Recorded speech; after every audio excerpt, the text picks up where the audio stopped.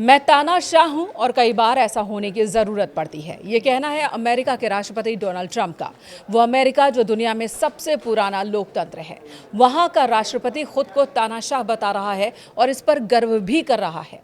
हर बार की तरह इस बार भी ट्रंप के इस बयान की आलोचना और समर्थन दोनों हो रहे हैं। ग्लोबल इकोनॉमिक फोरम के मंच से अमेरिकी राष्ट्रपति डोनाल्ड ट्रंप ने ऐसा बयान दिया जिसने दुनिया भर की नजरें अपने तरफ खींच ली है। ट्रंप स्विट्जरलैंड के दावोस में थे, जहां पर ट्रंप ने खुद को तानाशाह कहा। हालांकि उन्होंने तुरंत ही ये भी जोड़ दिया कि हर हाल में ऐसा नहीं है, लेकिन कभी कभी तानाशाह होना जरूरी हो जाता है। अब सवाल है कि ट्रंप ने ऐसा क्यों कहा। दरअसल दावोस में अपने भाषण के बारे में ट्रंप बोल रहे थे। उनके भाषण पर जो सकारात्मक प्रतिक्रिया उन्हें मिली है, उस पर उन्होंने हैरानी जताई। फिर मीडिया के नज़रिए के बारे में बोलने लगे। उन्होंने कहा कि हमारा भाषण अच्छा रहा, हमें शानदार रिव्यू मिले हैं, मुझे यकीन नहीं हो रहा है। और इसके बाद उन्होंने मीडिया के बारे में कटाक्ष करते हुए कहा कि आमतौर पर वे कहते हैं, यानी कि मीडिया वाले कहते हैं कि मैं एक भयानक तानाशाह किस्म का इंसान हूँ। यहीं पर ट्रंप ने खुद उस टैग को अपना लिया।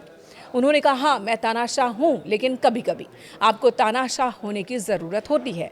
और इसके बाद उन्होंने अपने शासन के नज़रिए को समझाने की कोशिश की। ट्रंप बोले कि उनके फैसले किसी विचारधारा से नहीं, बल्कि सामान्य समझ से निकलते हैं, कॉमन सेंस से। उन्होंने कहा, ये न तो कंजर्वेटिव है, न ही लिबरल है, ये करीब 95% कॉमन सेंस पर आधारित है। इससे पहले भी ट्रंप ने माना कि उनकी भाषा कई बार तनाव पैदा करती है, लेकिन उन्होंने जोर देकर कहा कि उनके इरादों को गलत समझा जाता है। उनके इरादे कभी भी गलत नहीं होते। उन्होंने कहा कि लोगों को लगा कि मैं ताकत का इस्तेमाल करूंगा, लेकिन मुझे ताकत इस्तेमाल करने की ज़रूरत ही नहीं है। मैं ताकत नहीं चाहता और ना ही करूंगा। दावोस में ट्रंप ने ग्रीनलैंड को लेकर भी बड़ा संकेत दिया और थोड़ी नरमी दिखी है उनके व्यवहार में। बीते हफ्ते में उनके कड़े बयानों से नाटो सहयोगी देश असहज हो गए थे, लेकिन अब ट्रंप ने साफ कर दिया है कि ना तो वो सैन्य कार्रवाई करेंगे और न ही दबाव बनाने के लिए टैरिफ लगाएंगे। नाटो प्रमुख मार्क रुटे से मुलाकात के बाद ट्रंप ने ये बात कही। अब बातचीत सहयोग के रास्ते से बढ़ रही है। उन्होंने कहा, ये ऐसा समझौता है जिससे हर कोई खुश है, ये लंबी अवधि का सौदा है, ये सुरक्षा और खनिजों के लिहाज से भी सभी स्थिति में मजबूत रहेगा। ट्रंप ने इसे हमेशा के लिए रहने वाला एक सौदा करार दिया। उनका कहना है कि डेनमार्क, ग्रीनलैंड और अमेरिका के बीच बातचीत जारी रहेगी, ताकि रूस और चीन कभी भी ग्रीनलैंड में आर्थिक या फिर सैन्य पकड़ न बना सके।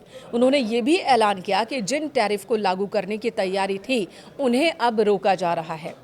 और इससे साफ है कि ट्रंप इस मुद्दे पर टकराव की जगह अब समझौते का रास्ता अपनाना चाहते हैं। इससे पहले ट्रंप ने कहा था कि वो जो भी देश ग्रीनलैंड की राह में रोड़ा बनेगा, यानी कि ग्रीनलैंड पर अमेरिका का आधिपत्य होने की राह में बाधा बनेगा, उन सभी देशों को भारी टैरिफ का सामना करना पड़ेगा, जिनमें यूरोपीय देश भी शामिल हैं। लेकिन अब ट्रंप अपने इस रुख से नरम पड़ते दिख रहे हैं, यानी कि एक और यू टर्न ट्रंप का आप कह सकते हैं।